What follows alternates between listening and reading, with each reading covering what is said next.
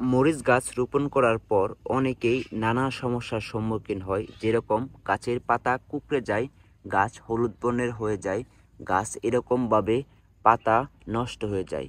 তো বন্ধুরা, আজকে ভিডিওটি সম্পূর্ণ দেখে জেনে রাখো যে তোমরা কি করলে মরিচ গাছের পাতা সহজে কুঁকড়াবে না, গাছ সুন্দর থাকবে এবং কি আমার মতন এরকম করে খুব সুন্দরভাবে মরিচ ধরাতে পারবে। বন্ধুরা, মরিচ গাছের পাতা কুঁকড়ায় দুইটি কারণে। প্রথমটি হচ্ছে ছত্রাকের আক্রমণে, দ্বিতীয়টি হচ্ছে মাইট মাকড় এর আক্রমণে। তোমার গাছটি যদি এরকম কুঁকড়ে যায় তাহলে অবশ্যই তোমার আগে জানতে হবে তোমার গাছটি কিসের আক্রমণ করেছে, ছত্রাকে আক্রমণ করেছে না মাইট মাকড়ে আক্রমণ করেছে। সেটি জেনে তারপর কিন্তু তোমার গাছে কীটনাশক প্রয়োগ করতে হবে। অযথা যদি তুমি কীটনাশক প্রয়োগ করো তাহলে কিন্তু গাছের সঠিক সমাধান করতে পারবে না।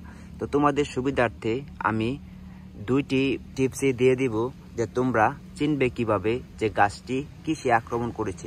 দেখো, একটি গাছ আমার এরকমভাবে পাতা কুঁকড়ে যাইতেছে, তো আমি এটি কিভাবে চিনবো যে এটি কিসে আক্রমণ করেছে।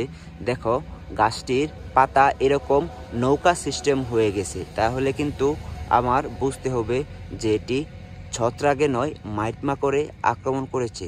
তার পরবর্তীতে কিন্তু আমার একটি স্প্রে করতে হবে। আমি স্প্রে তোমাদের সুবিধার্থে স্ক্রিনের মাধ্যমে দিয়ে দিচ্ছি, তোমরা কিন্তু চাইলে এটি স্প্রে করে দেখতে পারো। অবশ্যই সপ্তাহে 2 বার স্প্রে করে দিবে, তাহলে গাছের সঠিক সমাধান হয়ে যাবে। আর যদি সঠিক সমাধান না হয় তাহলে তোমরা কি করবে, পাতাটি এরকমভাবে ভেঙে ফেলে দিবে। তো আমি কিন্তু ভেঙে ফেলবো না, কারণ আমি 2 থেকে 3 দিন নিয়মিত স্প্রে করলেই কিন্তু গাছের পাতা এরকমভাবে ঠিক হয়ে যাবে। তো আমি চেষ্টা করব যে স্প্রে করার মাধ্যমে গাছের পাতা ঠিক করার জন্য। তোমরা কিন্তু চাইলে স্প্রে করলেই নিয়মিত গাছের পাতা কিন্তু আগের মতো ঠিক হয়ে যাবে, এরকম ফ্রেশ হয়ে যাবে।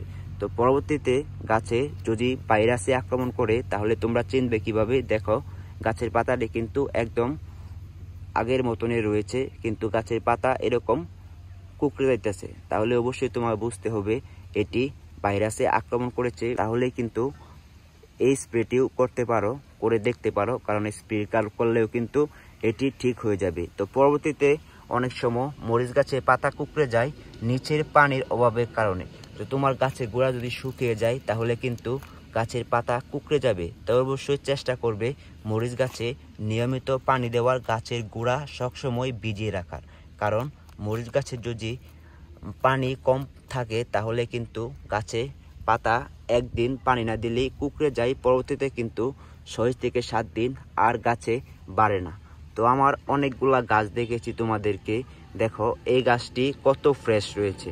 দেখো নিচে যে অংশগুলা দেখো, এটি কিন্তু মাটি একদম ভিজা রয়েছে। তো শুকনা থাকলেই কিন্তু তোমাদের নিয়মিত পানি দিতে হবে, তা না হলে কিন্তু মরিচ গাছের পাতা সহজে কুঁকড়ে যাবে।